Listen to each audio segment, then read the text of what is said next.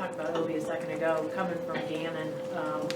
What was it about his, I mean, we've seen some guys come from those lower divisions, maybe not sort of the, guys playing on the line as much. What was it about him, and just what did you like about what you saw from the Gannon stuff?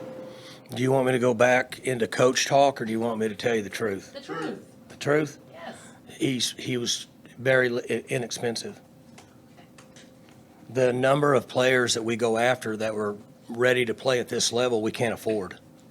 So he was a good buy and a really quality young man that had had success and has physical characteristics that we can work with Rob Glass and develop him. And so that's why he ended up here, in my opinion.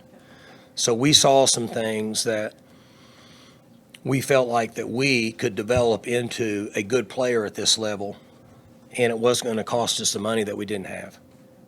I asked you the other night about who steps in behind him. I assume there's an opportunity for a young guy now to come in and spell him from time to time. We're going to investigate that this week and come up with a plan for where we're at with that particular position. And if we have to vary a style of play to get certain guys on the field with more maturity, we could do that, but we won't know that till Thursday. So Collins' absence could lead to a little bit of some schematic changes possible? Yes, could. You talked about last year with Leon. How did he get on your radar? Coming from a D3 school, a smaller school, and you credited Todd Bradford and their staff about looking at every position. Is that even more important in today's NIL and pay-per players era of finding those smaller schools, finding those they're not playing on the biggest stage guys? Do you want coaches talk or the truth? I always want truth. He was inexpensive, and he was a hell of a get for this price. So forever, it used to be the old Ford Taurus. You could get it. It's relatively inexpensive, good gas mileage, and you could go coast to coast, and you'd have a really good chance of getting there. The old Honda Accord. Okay, I'm more from American-made products, but the point being is that we really liked him, and he wasn't in a position that was other schools were offering a lot of money.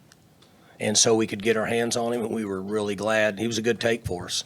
Is him having experience with Brian Narda, with him having experience with Brian, made him more of an attractive candidate? I don't know that factors in any at all. Obi's an intelligent young man, and he comes from a really solid upbringing, which factors in a lot of moving across the country, settling into this area and getting used to all of us that talk funny, and then realizing that if he'll just do what he's asked to do and work really hard, he'll get better and improve. And so he made those adjustments on his own. The one thing that surprised me was I didn't think that he was prepared, physically conditioned to think well after that many plays. Because what happens is guys get tired and their mind goes and they make mistakes. And he played really well mentally in the fourth quarter and overtime after an extended period of time, which is a pretty good example of why he's able to move across the country and do well here. He's a pretty mature young man.